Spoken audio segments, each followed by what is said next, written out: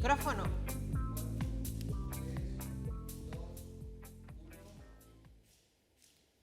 Hola, buenos días a todos. En primer lugar, pediros disculpas porque hemos tenido algunos problemas técnicos y hemos tenido que enviaros un par de conexiones que también nos han dado error, con lo cual empezamos hoy con un poquito de retraso. Así que intentaremos recuperar el tiempo perdido en los próximos minutos. En primer lugar, además, también daros la bienvenida a una nueva presentación de las previsiones macroeconómicas de Situación España. Esperamos teneros muy pronto aquí con nosotros y poder saludarnos presencialmente. Además, también os damos la bienvenida a todos los que os habéis conectado a través de nuestra página bbva.com, a través del canal de YouTube y, por supuesto, los que estáis en esta Webex y podréis preguntar al final de la presentación. Como en anteriores ocasiones, están con nosotros Jorge Sicilia, director de BBVA Research y economista jefe del Grupo BBVA. Buenos días, Jorge. Buenos días. Está también Rafael Domènech, responsable de análisis económico de BBVA Research, y Miguel Cardoso, economista jefe para España de BBVA Research. Y como es habitual, al finalizar la presentación daremos paso a un turno de preguntas en el que os iremos dando paso a medida que vayáis levantando la mano virtualmente. Como siempre, os pedimos que os identifiquéis con nombre y medio para facilitar las preguntas. Así que nada, sin más dilación, Jorge, cuando quieras. Muchas gracias, Esther. Bienvenidos a todos. Vamos a intentar recuperar un poco el tiempo perdido. No va a ser fácil porque tenemos muchas cosas, espero que interesantes que contar. Un poco el aperitivo lo tienen en las primeras dos láminas de la presentación, donde hacemos un resumen de los principales elementos que caracterizan las perspectivas hacia adelante con la información que tenemos y que hemos tenido el último trimestre.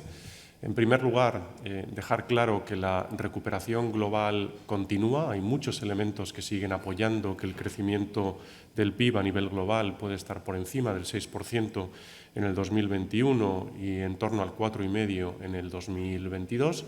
Pero es verdad que hay elementos nuevos que nos hacen pensar que hay menos ímpetu en la recuperación global que la que teníamos hace 3 meses. En segundo lugar, los procesos que están llevando a que la inflación esté por encima de los niveles que ha mantenido en los últimos años siguen presentes y, de hecho, siguen presentes con más fuerza de lo que anticipábamos la última vez que presentamos el situación y, por tanto, al tiempo que revisamos a la baja las previsiones de crecimiento, revisamos al alza las previsiones de inflación. En línea con esta recuperación con inflación un poquito más tensionada, aquellos bancos centrales que tienen las condiciones para empezar a hacerlo dentro de los países desarrollados, y claramente la Reserva Federal está ya anunciando que va a empezar a retirar de manera temprana los estímulos de política monetaria. Ya lo ha anunciado, seguramente nada se va a torcer y lo va a empezar a hacer. El tapering va a comenzar a final de este año, la subida de tipos de interés va a comenzar a finales del año que viene. Y en cualquier caso, todavía hay motivos para pensar que, aunque la recuperación es sólida con algo más de inflación, los riesgos siguen siendo a la baja. Primero por la pandemia, que sigue presente, y en segundo lugar por estos factores de oferta que están llevando a estas revisiones de crecimiento y de inflación que son algo más duraderos, especialmente, ya verán, con algunos eventos que están ocurriendo en China. En España revisamos a la baja algo más que el crecimiento global. A diferencia del crecimiento global, sí vemos que en España hay razones para pensar que el año 2022 va a ser un año de aceleración del crecimiento, a diferencia del crecimiento global. Parte de esta revisión responde a muchos elementos globales, pero también parte de esta revisión, ya verán con detalle después, responde a las revisiones que ha hecho el INE en el crecimiento del segundo trimestre, que han despistado un poco la senda de crecimiento que todos traíamos para este año y un poco para el siguiente. En este sentido, va a ser difícil hacer previsiones dentro de este ajuste trimestrales para el tercer trimestre y el cuarto trimestre. Estamos contemplando que parte de algunos elementos que no vemos claros en el segundo trimestre se corrijan al alza en el tercer trimestre y por eso elevamos algo el crecimiento trimestral en el tercer trimestre hacia el 4%, y eso bueno, nos debería llevar, con una desaceleración en el cuarto trimestre, a un crecimiento del 5,2% en el 2021. Como digo, en el 2022 se acelerará porque estimamos en este escenario que el control de la pandemia continúa, que sigue apoyando las políticas económicas, que empiezan a jugar, esperemos que con más fuerza, los fondos del Next Generation EU, seguimos teniendo un exceso de ahorro y, por tanto, sí pensamos que hay razones para pensar que el crecimiento será más elevado en el 2022, en el 5,5%, que en el 2021. En cualquier caso, los sesgos pues, siguen siendo a la baja, igual que un crecimiento global, por las mismas razones, y en el caso de España calibraremos según vayamos viendo cómo están yendo los fondos del Next Generation EU para ver estos riesgos a corto plazo y cómo van las reformas para valorar los riesgos a medio plazo. Empezamos con la parte global. Yo creo que estos son indicadores que ya han salido. Yo creo que el dibujo se ve bastante claro: China, Estados Unidos y Europa. La línea punteada es el PMI de servicios, la sólida en todos los casos es el PMI de manufacturas. Fíjense que en China está cayendo por debajo de 50 el PMI de manufacturas. Es verdad que muy gradualmente viene reduciéndose desde hace tiempo. Esto muestra que está en una zona de lo que marcaría el PMI como una zona de desaceleración o de recesión puntual. No es así el caso en Estados Unidos y en Europa, que sigue marcando niveles por encima del 50, pero están viendo que en ambos casos, tanto en Estados Unidos como en la eurozona, y en ambos PMIs, el de servicios y el de industria, se están moderando respecto a los niveles con los que estaban avanzando. Algo bastante normal hasta cierto punto, pero que viene explicado por cuellos de botella que están siendo algo más severos. Al mismo tiempo que les presento esta información del pasado, aquí también tienen del pasado lo que está pasando, lo que ha pasado con la inflación, alta, tal vez estabilizándose en términos de crecimiento intermensual y estabilizándose en la tasa de crecimiento interanual, pero alta en Estados Unidos, creciendo en Europa con retraso por los mismos elementos que han llevado a Estados Unidos a crecer, tal vez con una demanda más débil que la que tiene Estados Unidos, y por tanto no cabe esperar que los niveles de inflación lleguen en los próximos meses a los niveles que tiene Estados Unidos, y, como ven, en China controlada y por debajo de los niveles que hemos tenido de promedio en los últimos 10 años, entre el 2010 y el 2019. Fíjense, les he presentado una lámina de cómo está cayendo las expectativas industriales, sobre todo. Les he presentado una lámina donde lo que tenemos es que ha subido la inflación. Esto es básicamente una identificación casi perfecta de lo que es un choque de oferta, y el choque de oferta, además, en este caso está identificado por la existencia de cuellos de botella. La oferta no está siendo capaz de crecer al mismo ritmo al que está creciendo la demanda. Y además lo que tenemos en combinación es una subida del precio de las materias primas. Hay muchos elementos que están detrás de esta subida de costes. Tenemos la demanda por un lado, y luego tenemos un empuje desde el punto de vista de los costes, ¿no? Tenemos rigidez de la oferta en términos de producción, tenemos escasez de trabajadores en algunos sectores, con muchísimas vacantes en algunos países que tienen recuperaciones más aceleradas, por ejemplo Estados Unidos, pero también están subiendo las vacantes en otros países, lo que muestra un desajuste entre la demanda de puestos laborales que se necesita y la oferta disponible. Y bueno,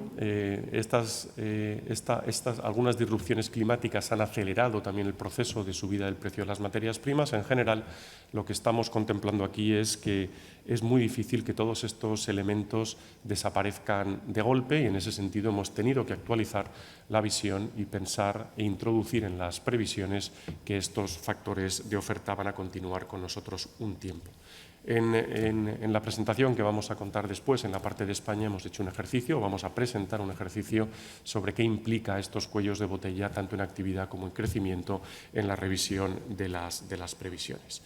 Delta y en general el coronavirus va bien en el sentido de que la vacunación sigue avanzando de manera muy importante y en este sentido las infecciones se están reduciendo, aunque bueno, siguen teniendo sus ciclos y en algunos países suben un poquito ahora en la medida en que aumenta la movilidad. Por eso lo seguimos poniendo como riesgo, pero en el escenario central no contemplamos restricciones de actividad importantes asociadas al coronavirus. Como riesgo a la baja, obviamente sí. Algo que se está normalizando y es bueno decir que es una normalización que es bienvenida, digamos, el hecho de tener más actividad y un poco más de inflación después de los periodos de actividad baja y de inflación muy baja que hemos tenido en los últimos años son bienvenidos, pero esto también anticipa una cierta normalización que van a intentar que sea lo más gradual que sea posible, digo los bancos centrales, pero van a tener que ir quitando de la economía los estímulos tan extraordinarios que han venido introduciendo en los últimos años. El país más avanzado en este proceso, dentro de los grandes, quiero decir, es Estados Unidos, Reino Unido también. Incluso podría adelantarse algo al proceso de Estados Unidos, pero entre Estados Unidos y Europa, Estados Unidos va por delante y en ese sentido lo que estamos viendo es que el mercado reacciona, ¿no? Los tipos de interés a largo plazo están subiendo, el dólar se está apreciando, los flujos a países emergentes se están moderando, heterogéneamente, pero moderando, la volatilidad está aumentando un poco, pero todavía sigue acotada. Los mercados financieros ya saben que cuando tenemos cambios de ciclo importantes y cuando hay sorpresas hay que seguirlos con cuidado porque pueden tener un impacto significativo en el crecimiento. Bueno, nuestro escenario global, como digo, es un escenario de una cierta normalización en algunos elementos. Si acaso, respecto a la lista que traíamos hace 3 meses, contemplamos que los cuellos de botella van a estar con nosotros algo más de tiempo. Contemplamos que las políticas monetarias, sobre todo en Estados Unidos, no tanto en Europa, van a adelantar un poquito su salida, tampoco mucho, pero un poco. Y el resto, en general, seguimos con los mismos drivers en actividad, en mercados financieros, en economías emergentes y con los mismos riesgos que siguen estando asociados a todos estos elementos que he comentado antes, más el proceso de la retirada de los estímulos. Yendo por países globales, yo diría el mensaje principal es que estamos revisando de manera generalizada el 2022 a la baja en todos sitios. En muchos países donde ha habido más impacto de los cuellos de botella, como en Estados Unidos y como en China, asociado a otros elementos como la situación del mercado inmobiliario por un lado y las restricciones que han tenido climáticas importantes por el otro, bueno, la revisión también la tenemos en el 2021. En el caso de Europa no, porque la actividad ha venido un poquito más fuerte que lo que contemplábamos. La previsión que tenemos es un 5,2, 5,1, 5,2, porque también han ajustado un poquito a la baja el crecimiento del segundo trimestre, al calor de la revisión que ha hecho el INE en España, y por ese peso, bueno, es posible que sea un poquito más débil que el 5,2, pero en cualquier caso por encima del 5%. Es el único área donde hemos revisado al alza dentro de las áreas globales en el 2021. Pero en general tenemos un nivel de crecimiento más bajo y tenemos unas expectativas de inflación más altas, moderándose en el caso de Estados Unidos y Europa, en Europa hacia el 2%, que es el nuevo objetivo explícito del Banco Central, sin matices, 2%. Y en China sí vemos una aceleración porque han mantenido muy contenidos los precios de la energía, no han trasladado todavía esos precios a la economía real y al consumo, y eso se va a producir, pero en cualquier caso lo que tenemos en China es una inflación, bueno, subiendo, pero manteniéndose en niveles más o menos controlados.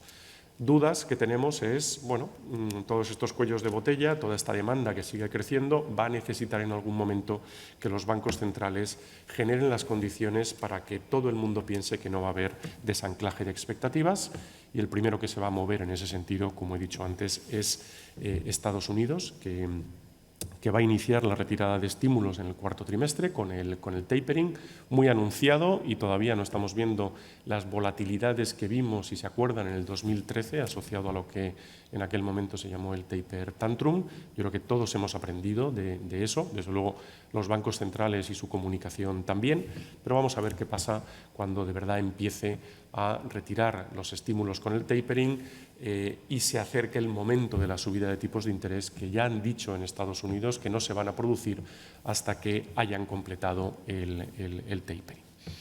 Seguimos pensando que va a haber un estímulo más a medio plazo, pero está tardando, como saben, eso no está en previsiones todavía.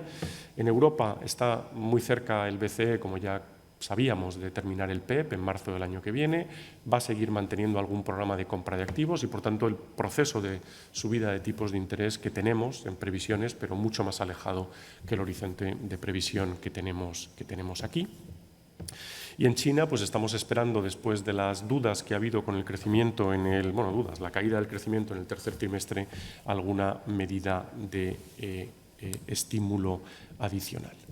Por tanto, escenario base que seguimos manteniendo es un escenario sin duda de crecimiento, sin duda con menos ímpetu que el que traía antes. Y bueno, al calor de este escenario base y de las fuerzas que se van acomodando en torno a este escenario base, pues dependiendo de qué pase con los choques de oferta, dependiendo de cuánto tengan que reaccionar los bancos centrales y cuándo lo hagan, dependiendo de qué puede pasar con China en estas nuevas políticas que tienen hacia adelante de intentar generar un crecimiento que ellos llaman, que es más inclusivo, pero que pueden asociarse con un menor crecimiento agregado de la economía. Se abren distintos escenarios, desde tener un poco más de inflación, tener una combinación de más inflación o menos crecimiento, o incluso tener alguna desaceleración. Pero bueno, espero que el tamaño de la bolita del escenario base traslade con exactitud que seguimos pensando que la distribución de probabilidad sigue estando mayoritariamente en este escenario que les estamos presentando, ¿no? Y sin más, doy la palabra a Rafa, que nos va a contar las previsiones de España. Muchas gracias, Jorge, y sobre todo muchas gracias a todas las personas que nos acompañan, como es habitualmente en esta presentación. Las previsiones lo que apuntan es a una revisión a la baja desde el 6,5 al 5,2 de crecimiento del Producto Interior Bruto para 2021 y del 7 al 5,5 para 2022, como ya nos ha señalado Jorge. Las razones de esta revisión a la baja son las que aparecen aquí en este gráfico, con la descomposición pormenorizada de qué es lo que hay detrás de la revisión, tanto en 2021 como en 2022.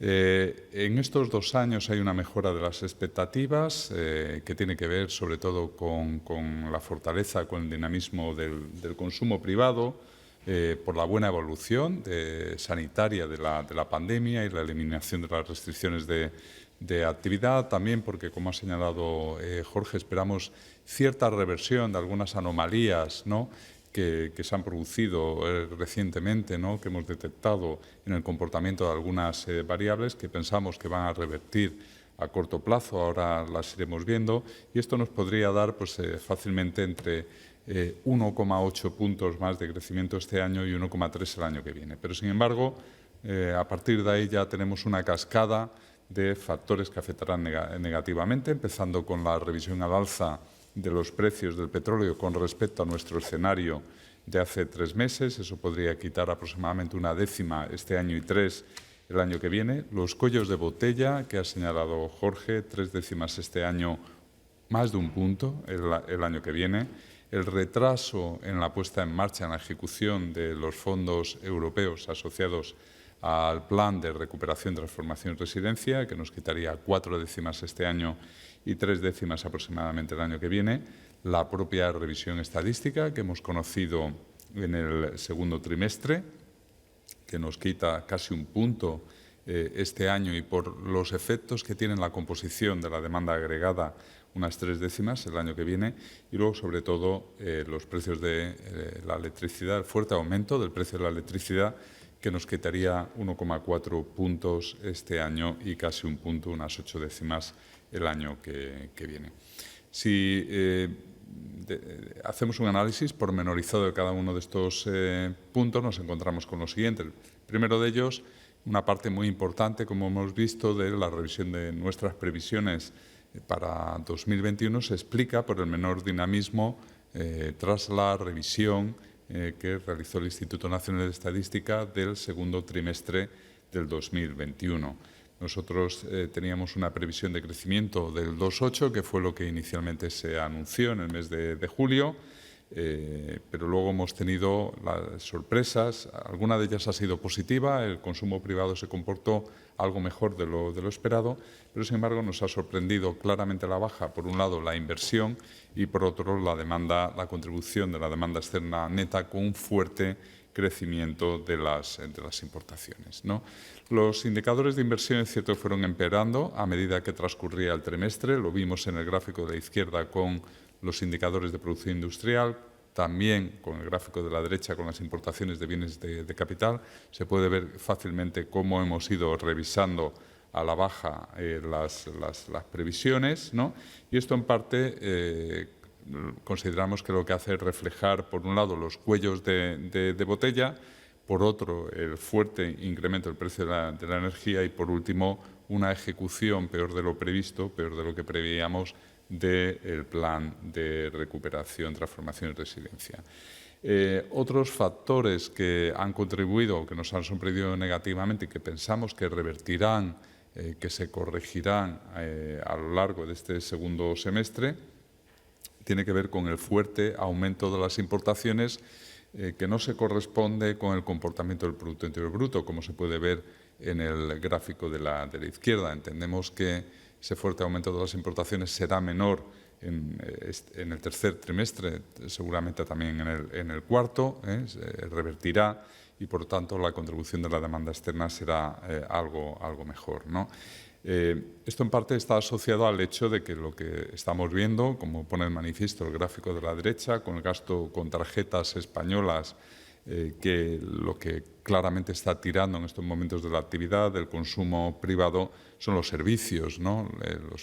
Y esta actividad o estas actividades pues tienen un contenido importador menos intenso, ¿no? que otras. Otro de los factores que revertirá pues, ha sido la sorpresa negativa en productividad.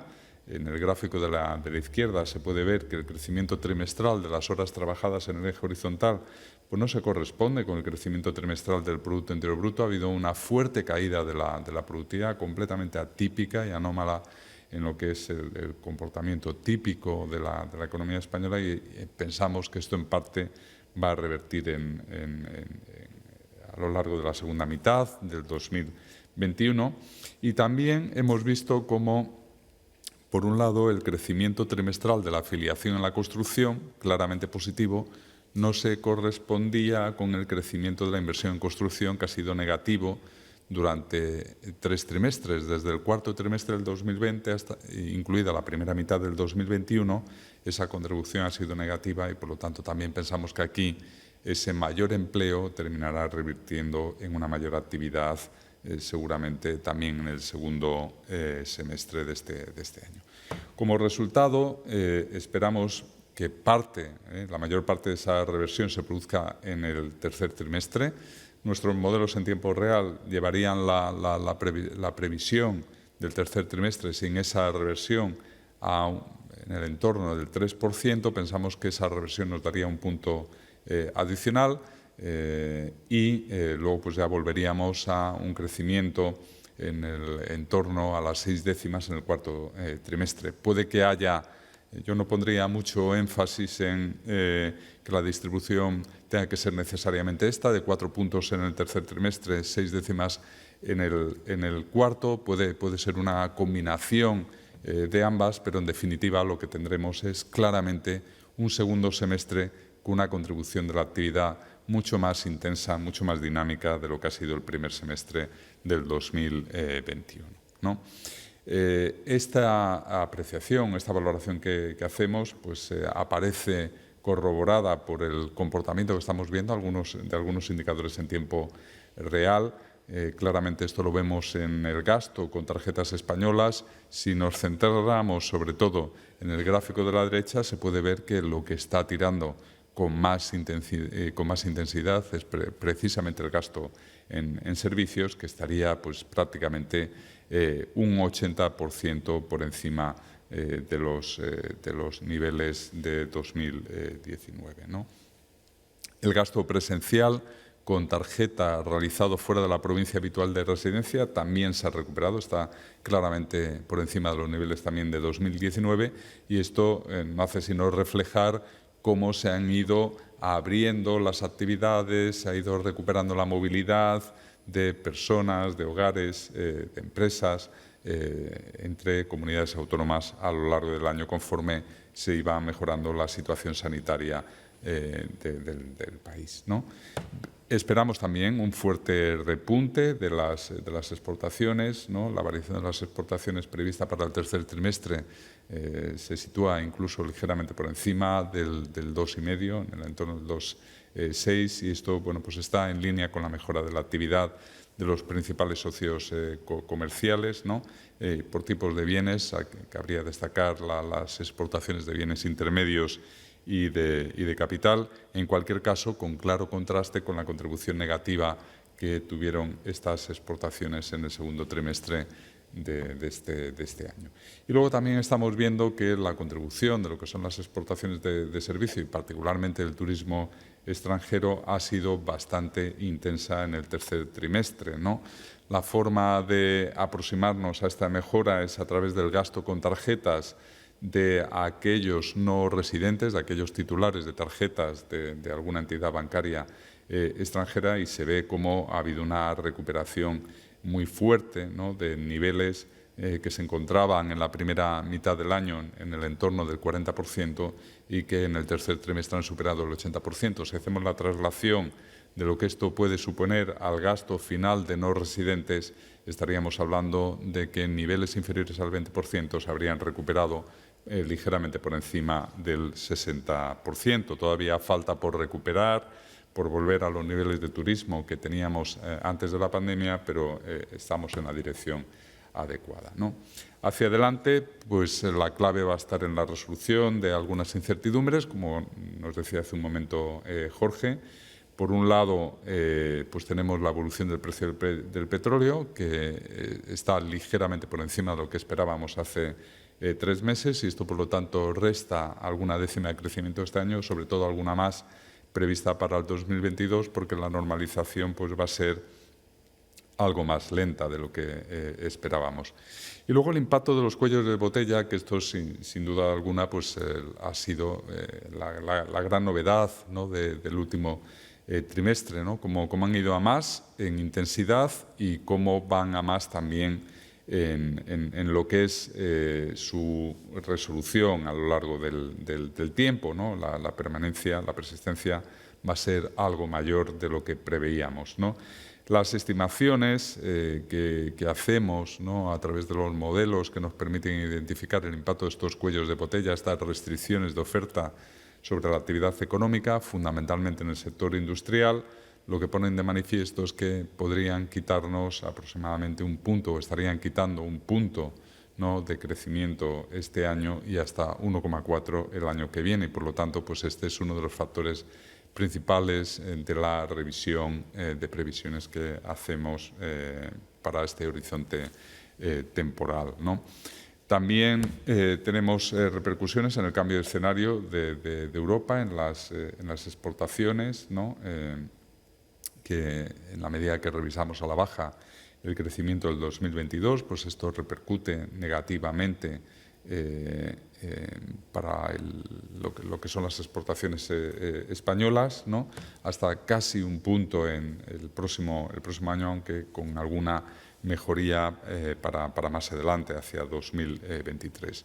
Y otro de los factores que están detrás de esta revisión a la baja y que van a ser importantes, ¿no? que se resuelvan favorablemente para aportar más crecimiento el año que viene, es el retraso en la ejecución del Plan de Recuperación, Transformación y Resiliencia, ¿no? En este gráfico, lo que pueden ver tanto para 2021 como para 2022 son las cantidades que estaban planificadas, que estaban previstas de ejecutar. En la segunda línea, lo que nosotros esperábamos hasta hace un trimestre. En la tercera, lo que prevemos ahora en este cuadro, en estas nuevas previsiones económicas, ven que hemos reducido significativamente la ejecución prevista para el año 2021 se mejora algo marginalmente para 2022, pero no compensa la reducción de esos más de 4.000 millones para 2021, ¿no? Por lo tanto, este sin duda es uno de los retos que tenemos, que es acelerar en la medida de lo posible la ejecución de estos fondos y, por supuesto, como siempre decimos, una ejecución que sea eficiente, que sea generadora de empleo, de productividad y que permita alcanzar los objetivos de digitalización, sostenibilidad medioambiental e inclusión social con la que han sido diseñados, ¿no? Para 2022 el Producto Interior Bruto crecerá en el entorno del 5,5% y seguimos pensando que hay una bolsa de ahorro embalsado significativa, ¿no? En este gráfico se puede ver cómo la riqueza financiera neta de los hogares está claramente por encima de lo que sería la estimación lineal previa en una situación normal, en una situación sin esta acumulación, sin este ahorro embalsado, y por lo tanto tenemos ahí un margen importante, ¿no?, de riqueza financiera disponible para gastar tanto en consumo privado como en inversión inmobiliaria por parte de los hogares, ¿no? Esto, en parte, estamos viendo cómo esa riqueza se está transformando en venta de vivienda y cómo esa venta de vivienda pues está también acelerando el nuevo crédito hipotecario, que es lo que se puede ver en este gráfico, muy por encima de lo que teníamos ya acumulado para estas fechas, hasta el mes de agosto, en los años 2020 o 2019, ¿no? Por lo tanto, incluso muy por encima de los niveles de prepandemia, ¿no? Sin duda, el hecho, ¿no?, de que hayan mejorado, ¿no?, tanto ese ahorro embalsado por parte de las familias como la baja rentabilidad de otros activos alternativos por parte de los mercados financieros y cambios en las preferencias de las familias, pues está detrás de esta mejoría, ¿no? Respecto a las principales decisiones de política económica, entendemos que muchas de ellas también constituyen un soporte de crecimiento a corto plazo, aunque también alguna presenta alguna fuente de incertidumbre, ¿no?, hacia el futuro. En cuanto a la extensión de los ERTEs, que se haya condicionado a formación, pues está en línea con las recomendaciones que hayamos hecho en el pasado, genera al menos certidumbre a los trabajadores que están acogidos a estos ERTEs hasta los próximos meses. En cuanto a las medidas que se han adoptado para contener la subida del precio de la energía, pues van a suponer un alivio para los hogares, un alivio transitorio también para las empresas, aunque aquí, digamos, es una medida que no es gratuita, ¿no?, representa una fuente de inseguridad jurídica para el sector, ¿no? En cuanto a los fondos de recapitalización, ¿no?, para las ayudas directas a las empresas, pues se ha producido un cambio en las condiciones para acceder a estos fondos, para agotar su utilización, ¿no? Lamentablemente, pues como ya hemos señalado en otras ocasiones, nos hubiera gustado que esto hubiera llegado mucho antes y de una manera más intensa, pero sin duda pues irá facilitando la llegada de recursos adicionales a las empresas, ¿no? Y luego también valoramos positivamente la creación de una oficina evaluadora de políticas públicas dentro de la AIREF, pues precisamente para aumentar la racionalidad del gasto. En cuanto a los presupuestos generales del Estado para 2022, continúan claramente con una política fiscal expansiva que ya se inició en los presupuestos anteriores, mantiene un techo de gasto en máximos históricos. A nuestro juicio, teniendo en cuenta las previsiones que presentamos hoy en día, las proyecciones de ingresos son optimistas, aunque también hay que decir que la recaudación a lo largo de este ejercicio ha venido sorprendiendo positivamente, ¿no? Por lo tanto, es posible que esas previsiones optimistas por el lado de los ingresos se vean compensadas por un punto de partida algo mejor, ¿no?, con esa sorpresa positiva, ¿no? En cuanto a los incrementos impositivos en las bases máximas de cotización, no generan certidumbre en un entorno en el que todavía no se ha recuperado el nivel de actividad prepandemia y todavía se va a tardar algunos trimestres en hacerlo.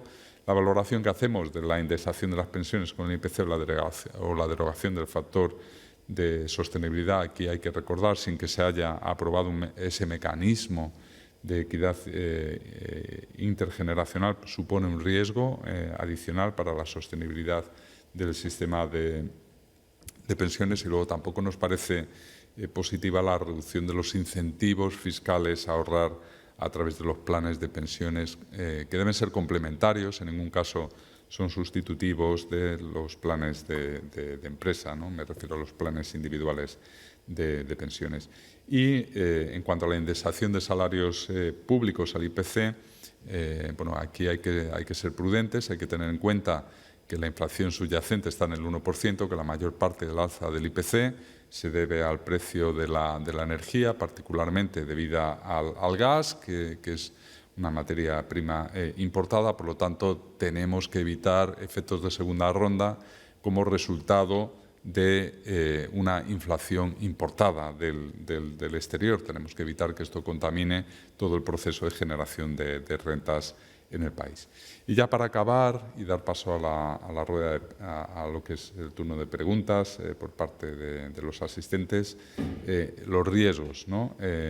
Bueno, el riesgo, una vez que hemos alcanzado ya niveles de población vacunada muy elevados, más elevado que en otros países de nuestro entorno, el riesgo sigue proviniendo de fuera, ¿no? Por el hecho de que aparezcan nuevas variantes, teniendo en cuenta que una parte todavía muy importante, sobre todo en los países en desarrollo, pues tienen niveles de cobertura de la población sin vacunar todavía muy elevados, ¿no? Y por lo tanto, bueno, pues pueden darse en esos países mutuaciones del virus que pueden ser más contagiosas, como hemos visto que ocurrió con la variante Delta, ¿no? Otro riesgo por el que nos han preguntado recientemente es cómo puede afectar el volcán de la isla de La Palma al turismo, y aquí por el momento lo que estamos viendo es que el efecto pues, no se nota en el gasto presencial realizado con tarjetas extranjeras según destino, pues vemos que incluso está a niveles ligeramente más elevados de cuando empezó la erupción volcánica, tanto en Las Palmas como en Santa Cruz de Tenerife, ¿no? Que ha tenido un comportamiento algo mejor que el resto de España, donde también ha sido positivo, ¿no? Sin duda, el riesgo más importante es el que proviene, obviamente, de la duración, ¿no? Como hemos comentado antes, ¿no? de estos cuellos de botella, de este mayor impacto del precio de la energía. Esto ya está afectando negativamente a los márgenes de las empresas y, por lo tanto, pues, supone no solo menos actividad, sino también menos recursos disponibles para acometer proyectos de inversión, para la generación de empleo y en este caso, ¿no? el impacto estimado del incremento del SMI, aunque es prácticamente marginal, pues hay que recordar pues, que de alguna manera tampoco ayuda, ¿no? Que es, digamos, como una gota adicional cuando las empresas están afrontando todo este reto de la recuperación en un entorno mucho más complejo y con más tensiones, tanto en las disrupciones de las cadenas de producción como también en los precios de la energía, pues sobre todo hay que ser prudentes, ¿no? para evitar que estas subidas de salario mínimo, junto con la indexación de salarios públicos y otras rentas, pueda contaminar la negociación colectiva, sobre todo en unos momentos en los que, si hacemos caso a las estimaciones de la propia contabilidad nacional, pues ha producido una fuerte disminución de la productividad por hora trabajada en los últimos trimestres, ¿no? Que, aunque esperamos que revierta, pues está todavía por ver, ¿no? Decía que el riesgo mayor tiene que ver con las presiones en los precios que continuarán. Ya hemos destacado al principio de esta segunda parte cómo el impacto estimado del precio de la electricidad podría o estaría quitando en 2021 hasta 1,4 puntos de crecimiento y 8 décimas es la expectativa de menor crecimiento o de la menor contribución al crecimiento económico de estos mayores precios de la electricidad, ¿no? Aquí esperamos que esta subida sea transitoria, pero claramente es más persistente de lo que se había previsto hace 3 meses o hace medio año. Somos prudentes y esperamos que la normalización, pues en principio no se producirá hasta la segunda mitad del 2022. Por lo tanto, tensiones transitorias, pero más duraderas de lo que se preveía y, por lo tanto, con un impacto mayor en términos de actividad, ¿no?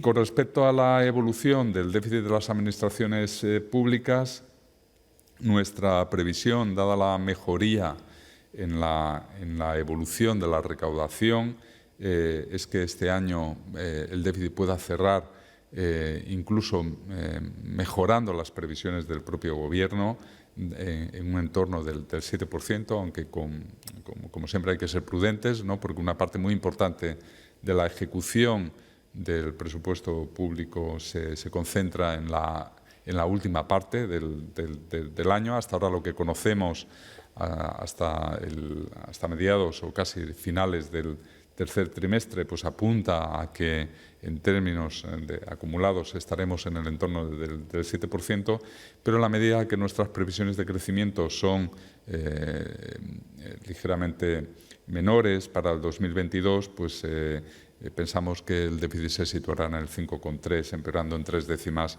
las previsiones del Gobierno para el año. Y ya para acabar, como decía, es muy importante que el plan de recuperación, transformación y resiliencia tenga un impacto en términos de empleo, en términos de productividad, en términos de lo que son las deficiencias crónicas de nuestro sistema productivo, de nuestra economía. Y uno de los análisis que hemos realizado recientemente, ¿no? Y que ahí tienen el acceso al informe, es las restricciones que supone al crecimiento, ¿no? Y el papel que tiene en términos de emprendimiento como un ingrediente fundamental de ese crecimiento económico, precisamente la inversión en bienes intangibles, ¿no? Y aquí, pues, como pone de manifiesto estos dos gráficos, en el gráfico de la izquierda observamos claramente que en la zona euro hay una relación positiva, estadísticamente muy significativa, entre lo que es la inversión en activos intangibles y lo que es la mejora de la productividad por hora trabajada, que en España no hemos tenido a lo largo del ciclo económico que se inició a mediados de los años 90 y que acabó con la crisis de deuda soberana, ¿no? Y, por lo tanto, el reto que tenemos ahora por delante es que seamos capaces de retomar este efecto positivo que tiene la inversión en activos intangibles sobre la productividad por hora trabajada, en la medida que, junto con el empleo, pues son las dos grandes debilidades de nuestra economía. Con esto acabamos la presentación y, por supuesto, pues ahora quedamos a disposición de las preguntas que tenga la audiencia. Muchísimas gracias. Perfecto, gracias a los dos. Pues como os decía Rafa, abrimos ahora el turno de preguntas. Si os parece, os recuerdo, porque esta web es un poco distinta a la que hemos utilizado en anteriores ocasiones, tenéis que levantar la mano virtualmente y desmutearos y os daremos paso. También recordaros que para preguntar, los que estáis siguiéndonos a través de YouTube no podéis hacerlo, pero bueno, de forma excepcional y por los problemas que hemos tenido, si queréis nos podéis enviar la pregunta pues por email o por WhatsApp y la trasladaremos aquí en directo. En primer lugar va a ser Jordi Fàbrega, la persona que va a preguntar. Jordi, cuando quieras. Hola, buenas. Gracias por la presentación. Tenía dos preguntas. Soy Jordi Fàbrega de la cadena SER, que no me he presentado antes. Primera pregunta tenía que ver por el efecto que tiene sobre las previsiones de crecimiento el incremento de los precios de la electricidad que ya habéis cuantificado. Me gustaría saber si ese impacto lo veis más desde el punto de vista de las empresas que tienen menos dinero para invertir y para contratar, o también prevéis que desde el punto de vista de los hogares haya más precaución, más cautela y se mantenga más esa bolsa de dinero ahorrado ante lo que puede venir en las facturas. Y luego, sobre fondos europeos, decís que la ejecución es peor de lo esperado, también rebajáis crecimiento. Por eso, mi pregunta es si este menor impacto que veis de los fondos europeos se difiere a otros años o lo que pasa en general es que el impacto que tendrá este Next Generation será inferior al que se había previsto inicialmente. Muchas gracias. ¿Tomas la primera, Rafa? ¿Tomas la primera y Sí. tomo la segunda? Sí, muchísimas gracias, Jordi. A ver, nosotros lo que hemos estimado es el efecto que tiene el precio de la electricidad fundamentalmente sobre el Producto Interior Bruto, ¿no? Esto lo hacemos a través de un modelo en el que la variable, ¿no?, que se ve afectada es el Producto Interior Bruto y no hacemos una descomposición sobre cómo afecta por un lado, la renta disponible de los hogares y, por otro, a cómo afecta al excedente bruto de explotación de las empresas. Por lo tanto, no tenemos una estimación precisa, ¿no?, de esa contribución, cómo se dividiría entre ambos agentes económicos. Seguramente hay una combinación de todos ellos, ¿no? Nosotros tendemos a pensar que los efectos son más importantes sobre la oferta, sobre el sector productivo, ¿no? Aunque hay que reconocer que esto también supone marginalmente una menor renta disponible por las familias y, por lo tanto, sin duda, pues afectará a lo que es el consumo en otros bienes y servicios. Pero, insisto, no tenemos una descomposición precisa de sus efectos sobre esos dos componentes de la renta agregada de la economía. Sí, Jordi, en cualquier caso, efectivamente, sea porque aumente el coste de las empresas lo trasladen al precio final o las empresas decidan compensar, por ejemplo, con menos inversión o menos gasto en otros insumos para mantener, de alguna manera, el excedente bruto de explotación, el impacto es de menor crecimiento y, además, es una transferencia de renta al exterior, sobre todo en la parte en la cual pues, somos importadores todavía de una parte importante de la electricidad. Te contesto yo, Jordi, a la de los fondos del Next Generation EU. Hemos puesto algo de información en la lámina 30.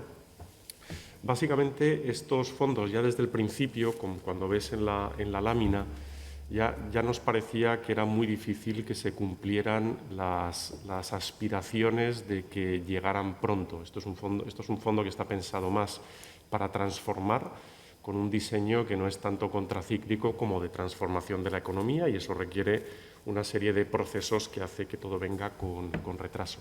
Es verdad que, incluso siendo prudentes en la estimación de cuánto iba a venir, pues ha venido menos de lo que contemplábamos, y, por tanto, son 3 o 4 décimas cada año que no están llegando. Y todavía no estamos viendo suficientes licitaciones para anticipar con seguridad esta estimación que tenemos para el 2022. En cualquier caso, efectivamente, la pregunta está bien dirigida. Lo normal es que cuando se desbloqueen algunos procedimientos se acelere el uso de los fondos del Next Generation EU, y parte de esto lo llevaríamos al 2023 y 2024 seguramente.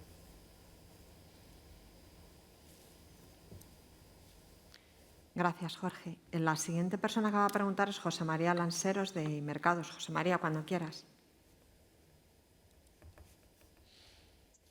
Hola, buenos días. ¿Qué tal? Buenos días. Buenos días a todos. No sé si me escucháis. Sí. Perfectamente.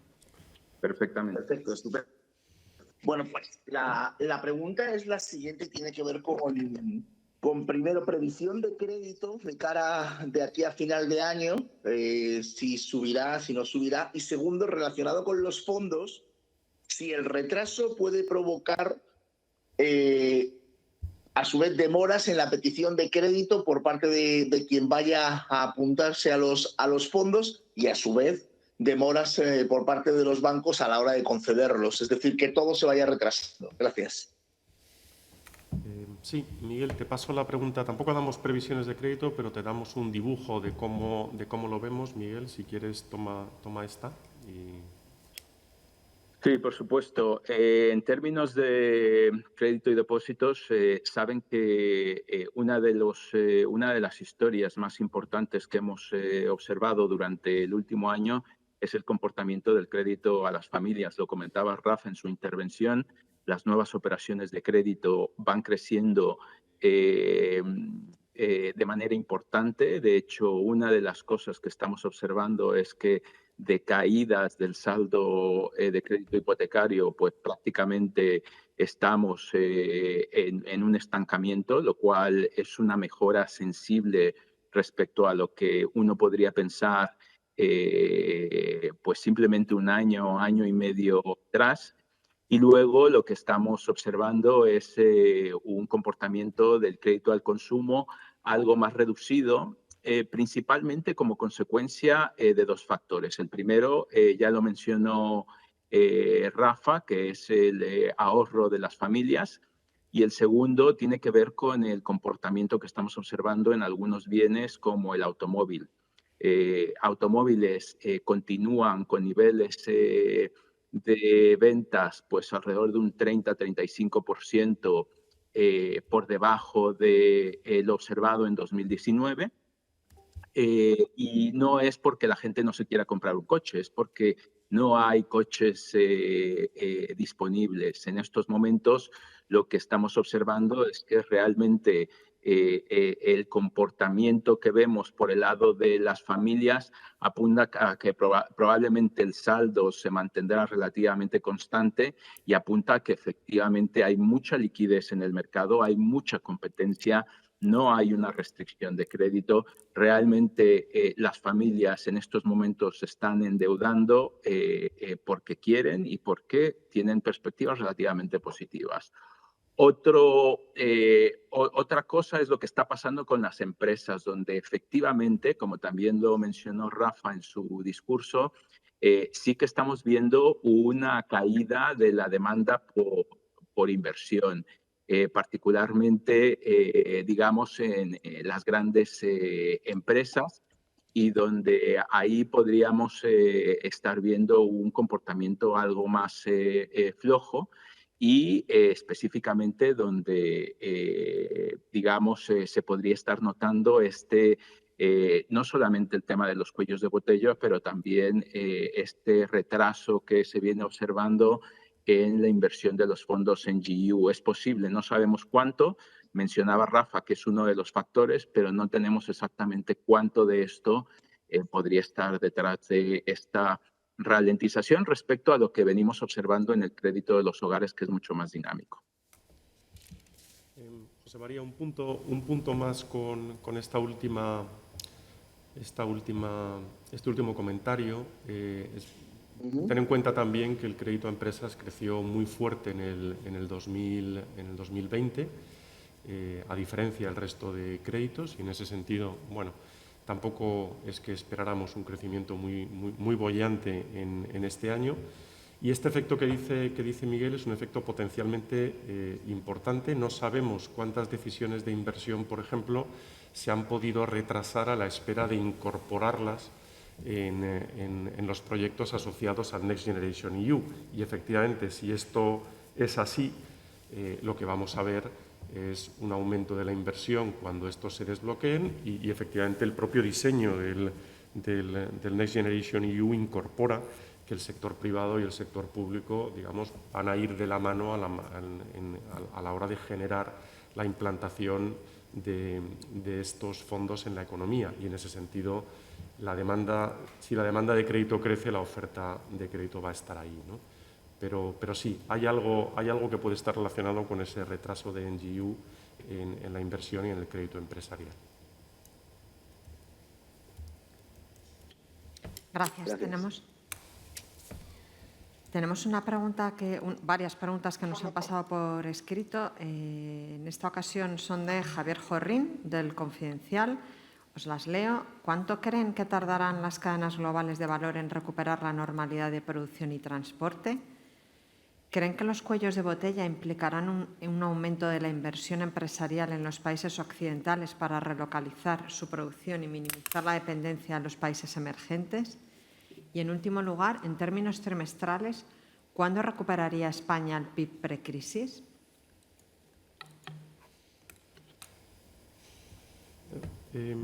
Si quieres, contesto yo las dos primeras y, Miguel, te paso la tercera. A ver, no lo sabemos. Realmente hay razones para pensar que lo que tenemos ahora mismo es un incremento de demanda muy fuerte y la necesidad de adecuar los procesos de producción a esa demanda tras un periodo largo donde esa demanda no existía.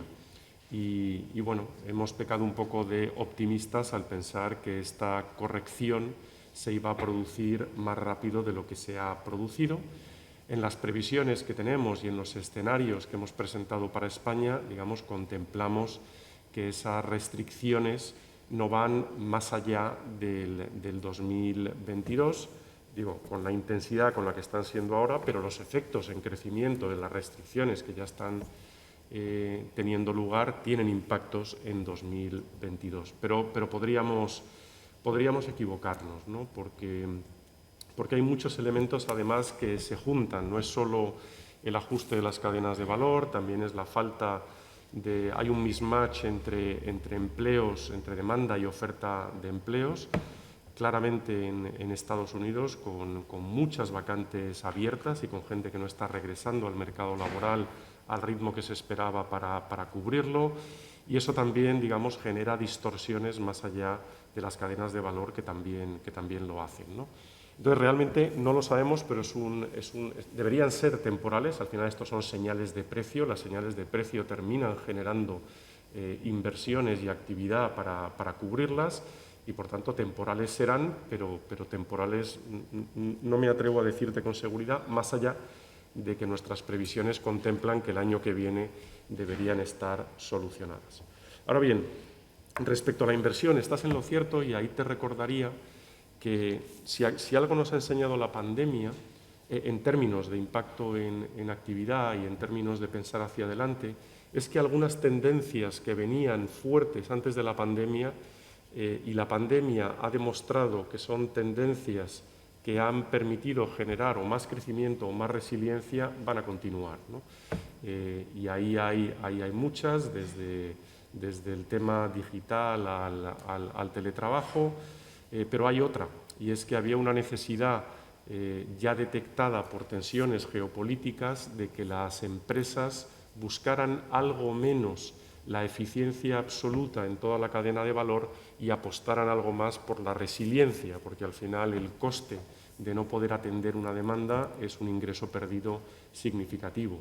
Y yo creo que esa tendencia se va a reforzar con la pandemia, y eso va a implicar seguramente inversiones en algunos sitios y desinversiones a lo mejor en otros, pero se va a producir un cambio asociado a la necesidad de tener más resiliencia en las cadenas de valor.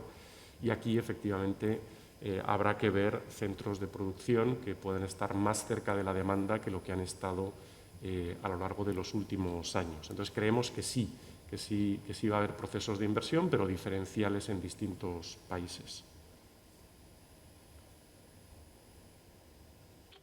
Miguel, ¿contesto yo la de España o la quieres tomar tú?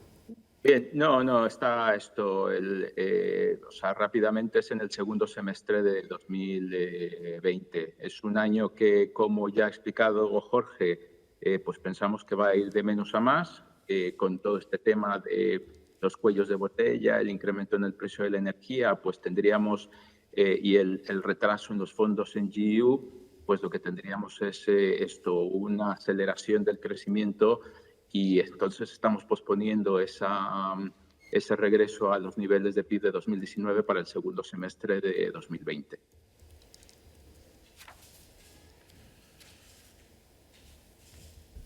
Fenomenal. En términos de empleo será antes, en términos de producción algo después, y a la espera de si hay alguna revisión de aquí a finales del año que viene del INE que cambie esa previsión que tenemos ahora mismo, ¿no? Segundo semestre de 2022, que creo que dije... 22, segundo sí. Semestre de 2022.